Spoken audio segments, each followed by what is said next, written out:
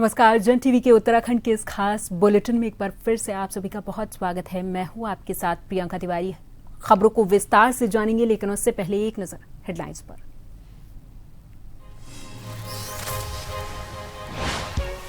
विश्व पर्यावरण दिवस आज। सीएम धामी ने भीमताल को दी विकास की सौगात। बोगनवेलिया में किया पौधरोपण।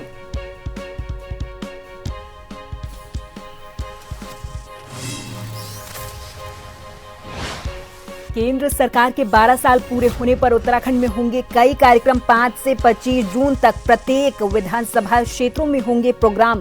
प्रबुद्ध जन सम्मेलन होगा आयोजित।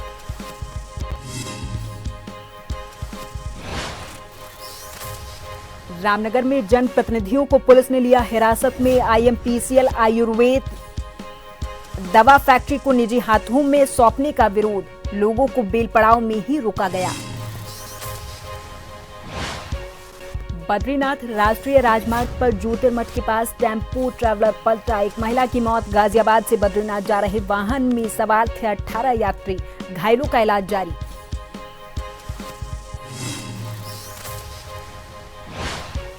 और उत्तरकाशी में लैंडस्लाइड। यमुनोत्री आने जाने वाले श्रद्धालुओं को रोका। देहरादून समेत 6 जिलों में बारिश।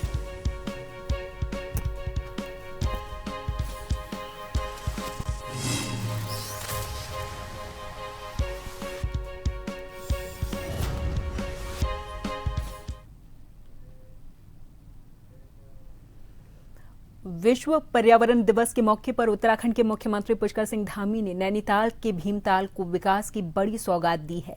भीमताल के ऐतिहासिक रामलीला मैदान में आयोजित इस कार्यक्रम के दौरान मुख्यमंत्री ने क्षेत्र के 96 करोड़ 71 लाख रुपए की लागत वाली 13 महत्वपूर्ण विकास योजनाओं का लोकार्पण और शिलान्यास किया। इस मौके पर उन्होंने बोगनवेलिया के पौधों का रोपण करके प्रदेशवासियों को पर्यावरण संरक्षण का संदेश दिया है।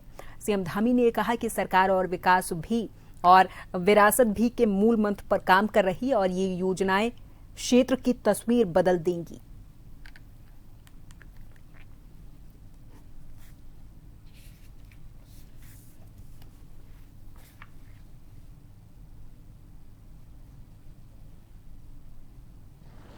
मैं आज भीमताल की इस पावन धरती से प्रदेश के प्रत्येक परिवार से यह आग्रह करना चाहता हूं कि अपनी मां के नाम एक पौधा अवश्य लगाएं।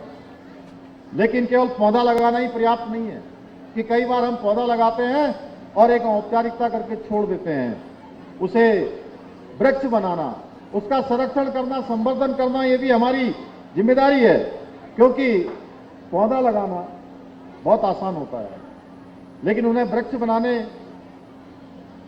और आने वाली पीढ़ियों को सौंपना, ये सच्चे पर्यावरण की सेवा है।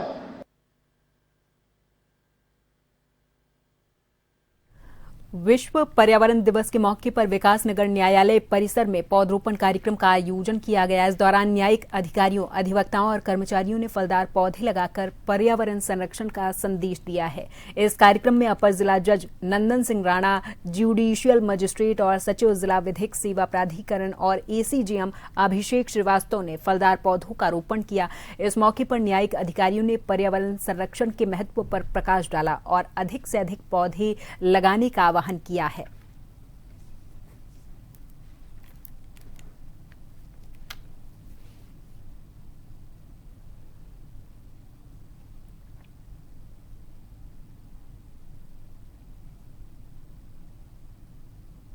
हम सब ने यहाँ पे एक संदेश दिया है सिंबॉलिक पौधारोपण के माध्यम से कि हमें एक पर्यावरण को बचाना चाहिए। और यही नहीं, ये एक संदेश है जिसको हमें आगे बढ़ाना है।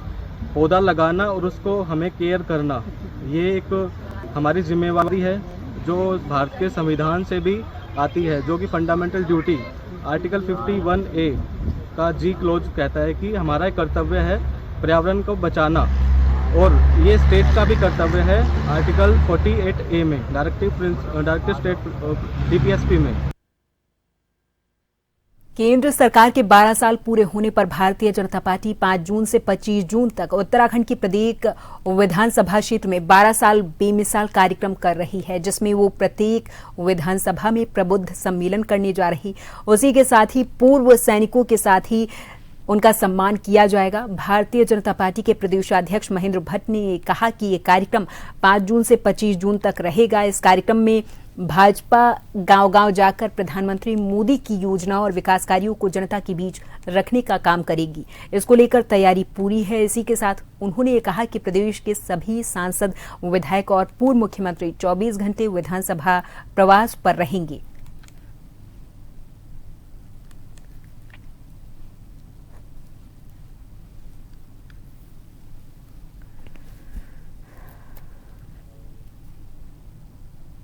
देखिए, 12 साल के विकास के कार्यों को लेकर भारतीय जनता पार्टी गांव-गांव जा रही है।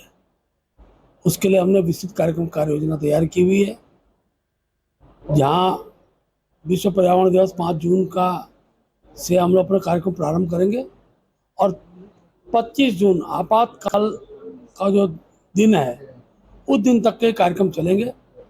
हमने सभी सांसदों, विधायकों, पूर्व मुख्यमंत्री सब लोग 24 घंटे के विधानसभा के प्रवास पर रहेंगे। हर विधानसभा के अंदर कार्यक्रम श्रृंखला होगी, प्रबुद्ध गोष्ठी होगी और देश के प्रधानमंत्री जी द्वारा जो भी विकास कार्य हुए हैं, उन सारे विकास कार्यों के विषय को लेकर गोष्ठी में विषय रखा जाएगा और लाभार्थियों से संपर्क के कार्यक्रम हमने बनाए हुए हैं। मुख्यमंत्री के नैनीताल दौरे के दौरान विरोध प्रदर्शन की तैयारी कर रहे रामनगर के जनप्रतिनिधियों को पुलिस ने बेल पड़ाव क्षेत्र में ही रोककर गिरफ्तार किया है। ब्लॉक प्रमुख मंजू नेगी, ज्येष्ठ ब्लॉक प्रमुख संजय नेगी और उनके समर्थक सिर पर काली पट्टी बांधकर और हाथों में काले गुब्बारे लेकर मुख्यमंत्री का विरोध करने भीमताल जा रहे थे। उनका ये आरोप है कि केंद्र और प्रदेश सरकार ने मोहान के IMPCL आयुर्वेदिक दवा फैक्ट्री को निजी हाथों में सौंपा है, जिससे कर्मचारियों और स्थानीय लोगों में भारी नाराजगी है। शुक्रवार को मुख्यमंत्री के नैनीताल जिले में आयोजित कार्यक्रम के दौरान विरोध करने की योजना बना रहे रामनगर क्षेत्र के जनप्रतिनिधियों और समर्थकों को पुलिस ने बेल पड़ाव में रोका है और गिरफ्तार किया है।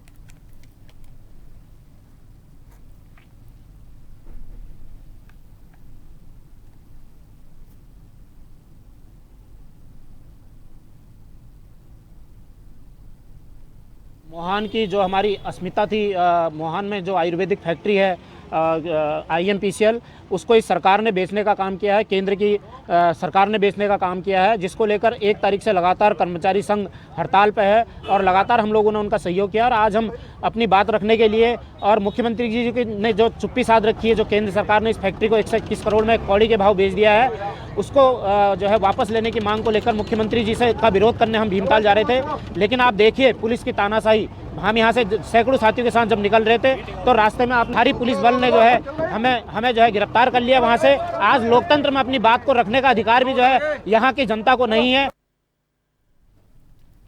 सीमांत मुख्यालय सशस्त्र सीमा बल रानीखेत में विश्व पर्यावरण दिवस के मौके पर एक भव्य वृक्षारोपण कार्यक्रम का आयोजन किया गया। ये पूरा कार्यक्रम अमित कुमार, महानिरीक्षक सीमांत मुख्यालय रानीखेत के कुशल निर्देशन और प्रेरणा से संपन्न हुआ है। इस पर्यावरण संरक्षण अभियान को और अधिक जीवंत बनाने के लिए वीर सेवा स्कूल रानीखेत के स्टूडेंट्स और शिक्षकों ने बेहद उत्साह के साथ हिस्सा लिया। बच्चों के इस जुड़ाव ने कार्यक्रम में एक नई ऊर्जा भर दी।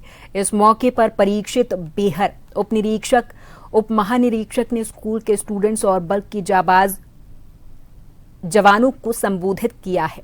उन्होंने अपने प्रेरणादायक संबोधन में कहा कि विश्व पर्यावरण दिवस एक वैश्विक अभियान है, जिसका मुख्य उद्देश्य लोगों को पर्यावरण संरक्षण के प्रति जागरूक करना है।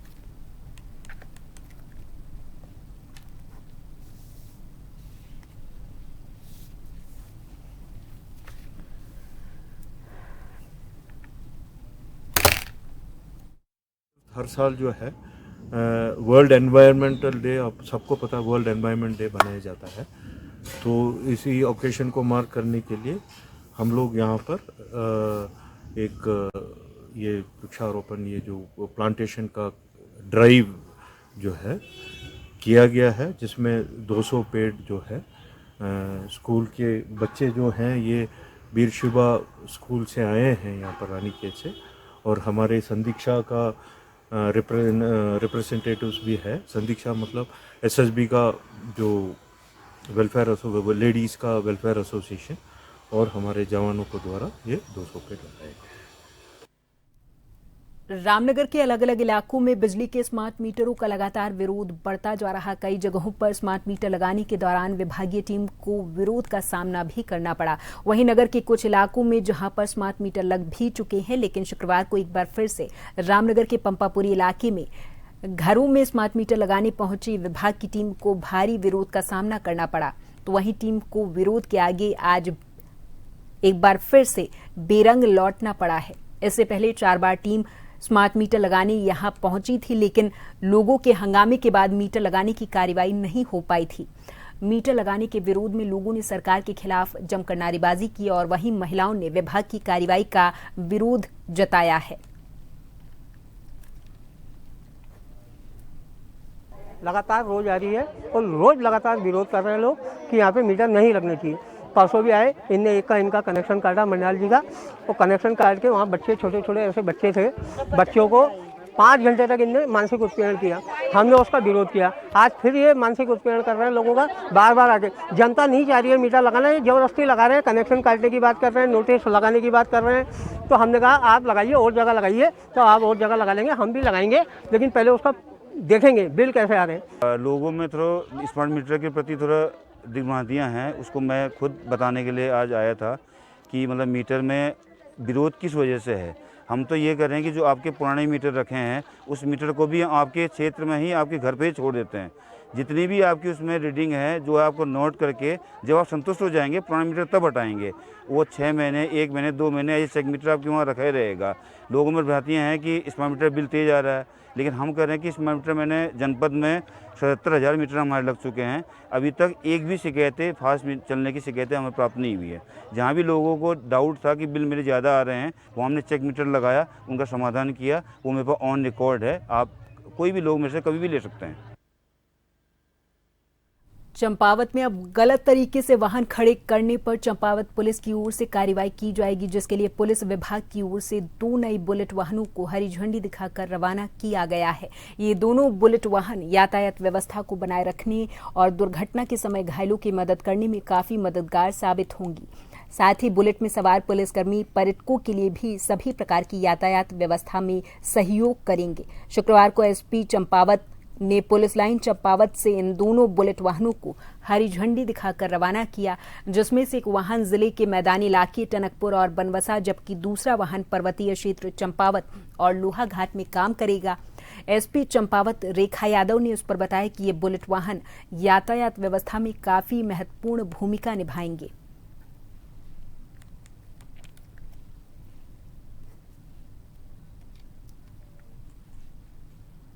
जनपद चंपावत पुलिस लाइन से आज 2 बुलेट बाइक्स को ट्रैफिक व्यवस्था हेतु रवाना किया गया है। ये दोनों बुलेट बाइक जो है यातायात संचालन में एक महत्वपूर्ण भूमिका निभाएंगी। अक्सर पहाड़ी जनपदों में आजकल जो टूरिस्ट का आगमन है उसको लेकर के जो ट्रैफिक का पूरा दबाव बना हुआ है उसको लेकर के विशेष तौर पर ये बाइकें लाभप्रद रहेंगी और इनका मेन उद्देश्य ये रहेगा कि ये मूवमेंट में रहेंगी लगातार, और कोई भी व्यक्ति जो निर्धारित स्थान पर अपने वाहनों को पार्क नहीं किया हुआ है या जो नो पार्किंग में अपने वाहनों को लगाया है उन पर भी इनके माध्यम से निगरानी की जाएगी और वैधानिक कार्रवाई अमल में लाई जाएगी। तो दोनों ही बाइकें मुख्य रूप से ट्रैफिक व्यवस्था के संचालन हेतु एक अहम रोल प्ले करेंगी। और यहाँ पर वक्त है एक छोटे से ब्रेक का, फौरन हाजिर होंगी कुछ और खबरों के साथ।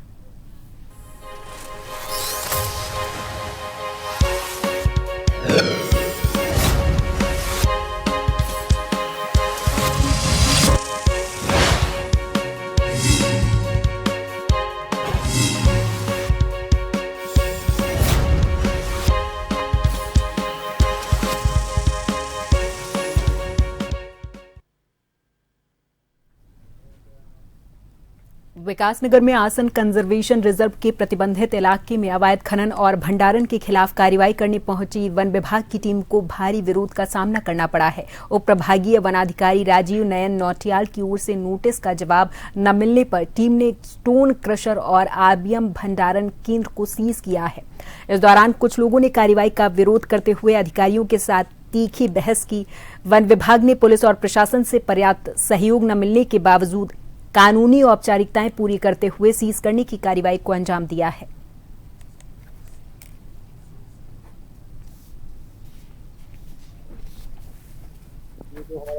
असम कंजर्वेशन रिजर्व है, इसका इको सेंसिटिव जोन जो होता है 10 किलोमीटर तक होता है, लेकिन मिनिमम लिमिट है 1 किलोमीटर। माननीय सुप्रीम कोर्ट का आदेश है फरवरी 2024 का, जिसमें उन्होंने साफ साफ कहा है कि 10 किलोमीटर के अंदर कोई भी खनन गतिविधि बिना national board of wild life की क्लियरेंस के नहीं होगी। और ये इतना गंभीर है कि उन्होंने 1 किलोमीटर के अंदर ही कर डाला। 1 किलोमीटर के अंदर तो NBWL की क्लियरेंस आपको नहीं देगा, किसी भी हालत में नहीं देगा। तो इनको इस संबंध में नोटिस जारी किया गया था 26 मई को, इनको वक्त दिया गया था रिप्लाई करने के लिए, इनका कोई रिप्लाई नहीं आया। इस संबंध में फिर मैंने जो अदर विभाग हैं, जो संबंधित विभाग है, खनन विभाग, राजस्व विभाग है, पुलिस, तो उनके जो अधिकारी हैं उनको मैंने सूचित किया कि इस तरह से अवैध खनन गतिविधि चल रही है जो माननीय सुप्रीम कोर्ट के आदेश के उल्लंघन में है।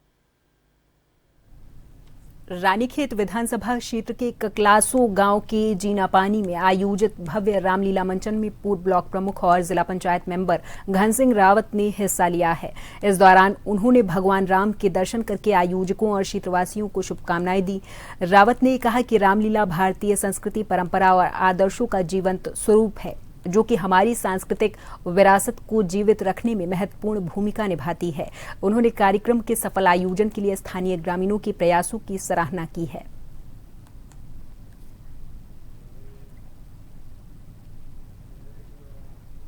रानीखेत विधानसभा क्षेत्र के विभिन्न विद्यालयों में अंतर्राष्ट्रीय योग दिवस से पूर्व जिला पंचायत मेंबर शांति उप्रेती और की ओर से योग जागरूकता कार्यक्रम का आयोजन किया गया।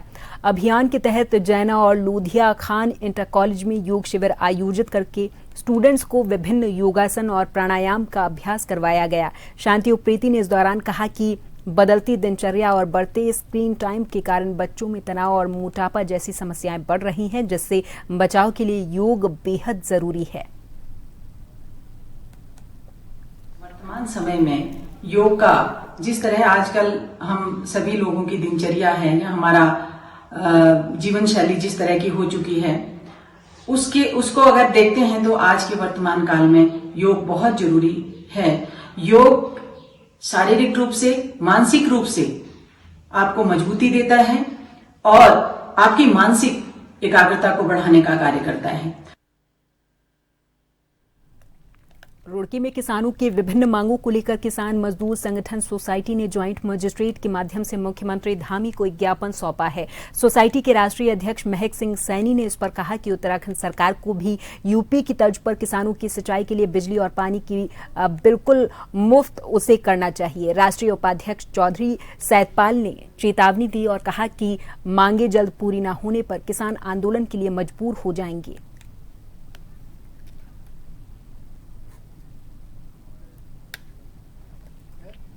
माननीय मुख्यमंत्री महोदय उत्तराखंड सरकार को श्रीमान संयुक्त मजिस्ट्रेट महोदय तहसील रुड़की के माध्यम से एक ज्ञापन प्रेषित किया है।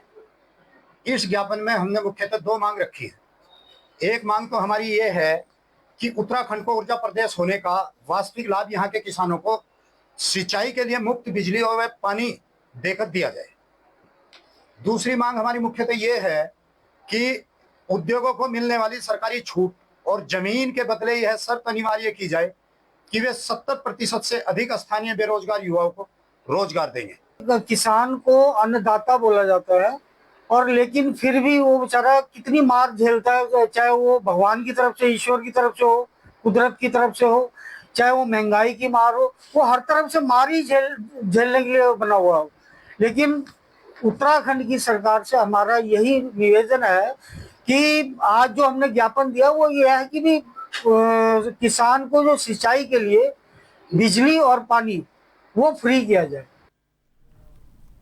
उत्तराखंड में चारधाम यात्रा गतिमान है। अभी तक लाखों की संख्या में श्रद्धालु चारों धामों के दर्शन कर चुके हैं और नए रिकॉर्ड बनते नजर भी आ रहे। इसको लेकर मुख्यमंत्री धामी ने कहा कि इस वर्ष यात्रा ने नए कीर्तिमान स्थापित किए। 30 लाख यात्री 4 धामों में अभी तक पहुंचे हैं। होटल संचालक, टैक्सी वाले, टूर गाइड सभी बहुत उत्साहित हैं और यात्रा को व्यवस्थित करना, उन्होंने कहा कि हम सबकी जिम्मेदारी और प्राथमिकता है।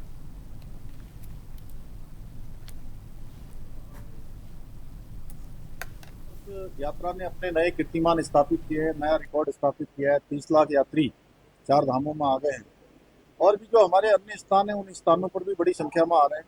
इसके कारण से आज हमारे व्यापारी, हमारे होटल वाले, टैक्सी वाले, टूर गाइड, अन्य सभी लोग उनके अंदर एक बड़ा उत्साह है और यात्रा को व्यवस्थित करना हम सबकी जिम्मेदारी है, प्राथमिकता है। उसको लेकर लगातार हम काम कर रहे हैं क्योंकि आने वाले यात्रियों की बिना किसी विघ्न बाधा के यात्रा संपन्न हो, उनकी यात्रा में सुरक्षा, यात्रियों की सुरक्षा हमारे लिए सर्वोच्च प्राथमिकता है।